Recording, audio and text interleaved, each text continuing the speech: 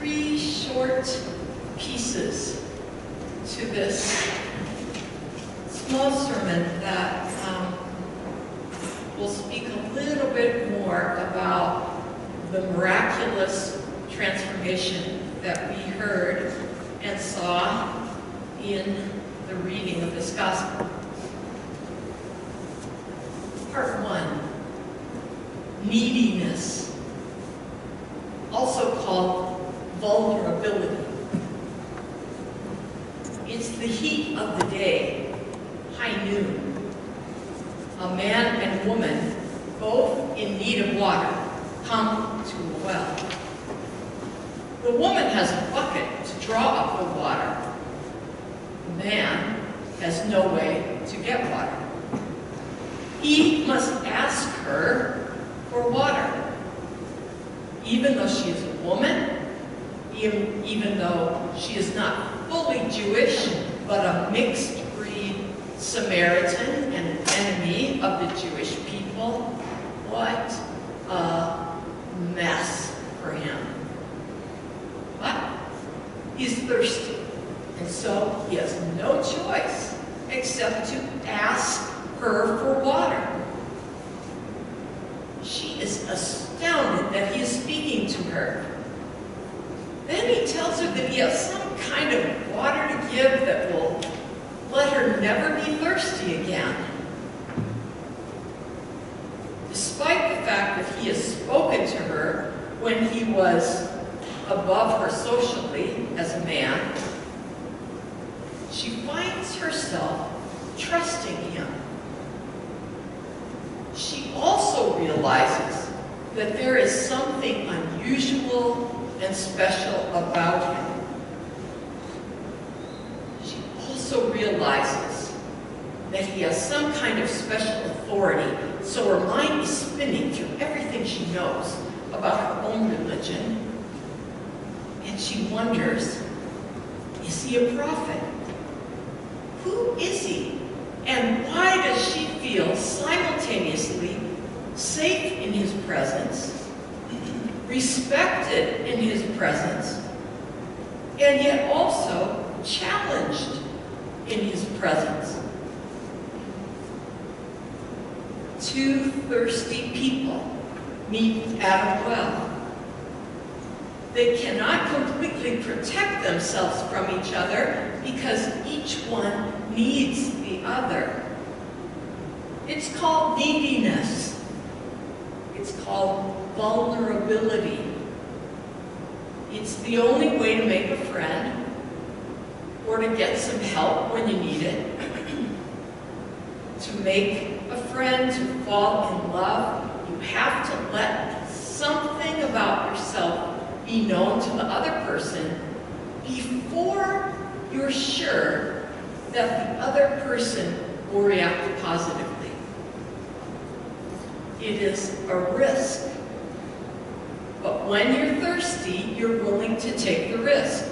She offers him water, and he offers her living water. What can he possibly mean?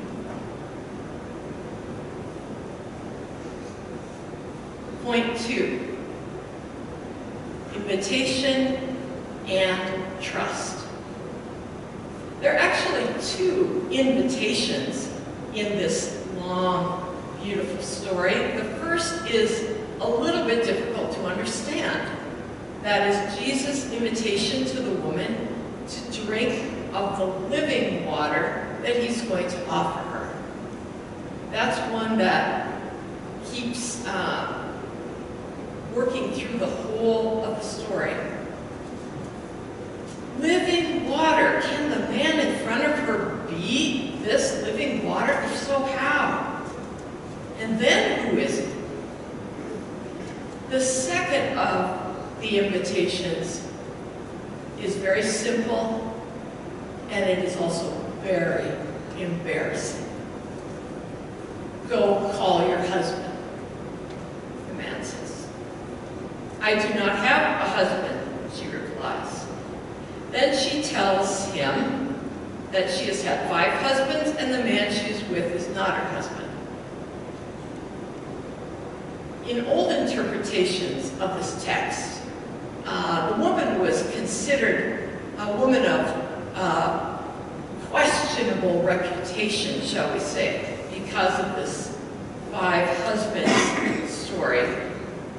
But when we make that judgment about her, then we lose knowing something about her that's really, really important for this story. And that is, if she has had 5 husbands in her short life, she has had many periods of economic insecurity, food insecurity, and overall chaos in her life.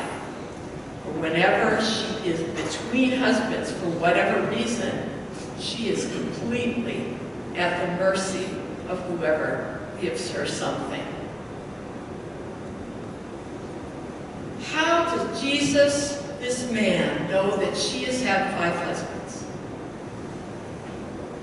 He can see how hard life has been on her, how little stability there has been for this poor woman who has had such an insecure life. Whose fault was it? We don't know. But finally, with this last guy, she doesn't bother with marriage. But she knows she can't live on her own in this society, so they live together. Could he see all of this in her broken down body? And her eyes that used to be alive but now show that she's been battered around so much, it's too hard to live. Jesus listens carefully. He also sees fully. He sees her. He doesn't pass by or miss her. Well, he has to see her. They're right there together. But even more than that, he sees her more deeply. And she, on the other hand, also sees him more deeply, even though she is of mixed breed and has this broken down, inconsequential life. The invitation to both of them is to see each other as they are.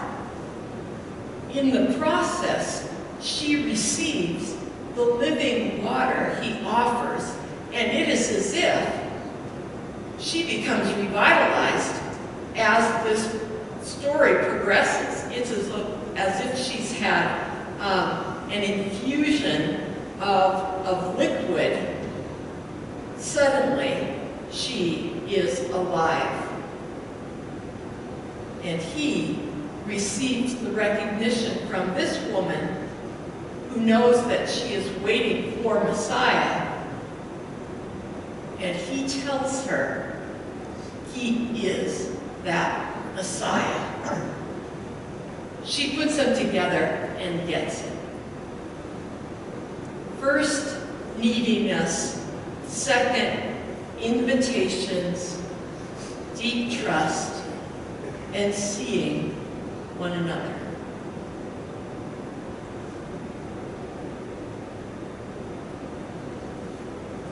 Third, go and tell. She cannot wait.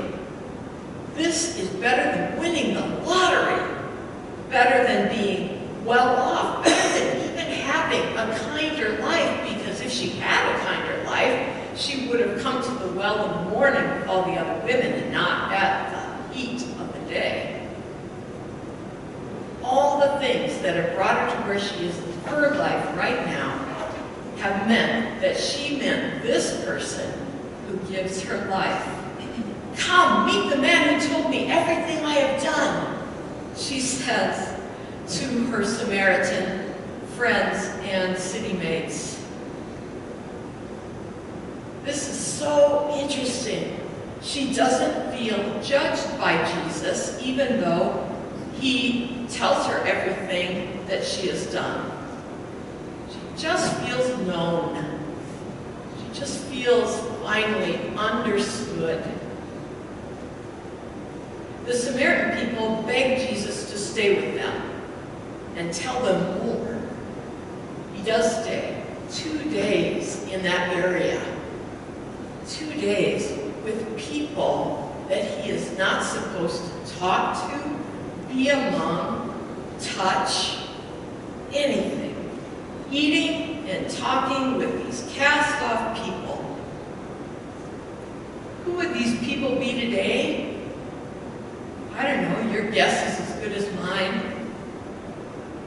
Refugees, transgender kids,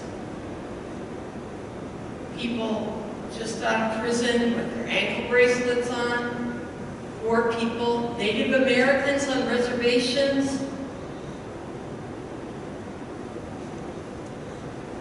So let's bring it home. If Jesus was resting at a well, and you were there instead of that woman, you are there, what would he say to you so that you would know that he knew you deep down? And knowing that deep down stuff about you did not judge you, but freed you from whatever it is you're carrying in your past, and we all have something. Whatever it is enough for you to send you running back home, running back to your friends, running back to strangers even in your town, to tell your neighbors, come and see this man who knows who I am, who doesn't judge, and gives me something that will never make me thirst again. He is saying that to you. Jesus is saying that to you and to me. Whatever it is you need to unlock in you the joy of your true best self. That is what Jesus unlocks in us all. Whether the block in you be some sort of cynicism, too smart for this story, or a sense of your own unworthiness. Why would Jesus talk to me?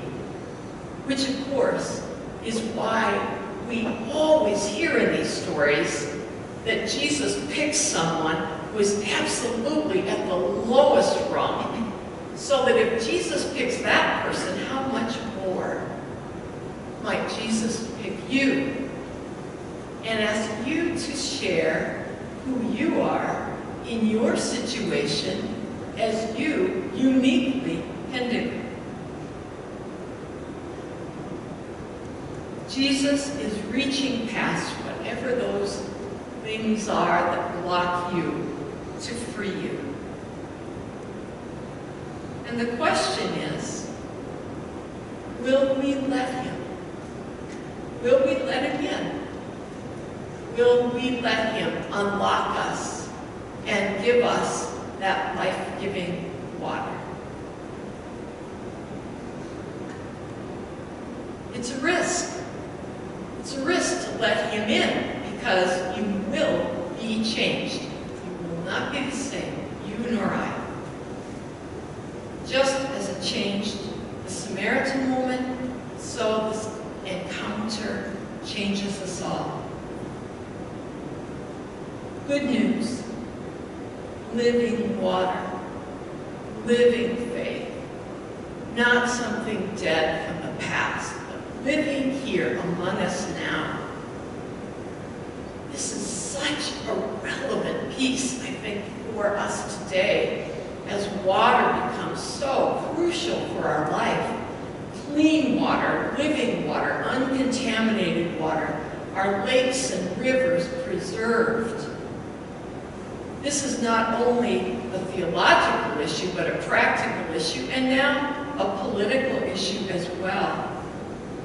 This week, Milwaukee enters Water Week when we remember and think about the gift of the tremendous waters around us and our own challenge to keep them clean and safe. Come and see this man who has told you and me everything that we have done. He couldn't be Messiah now, could he?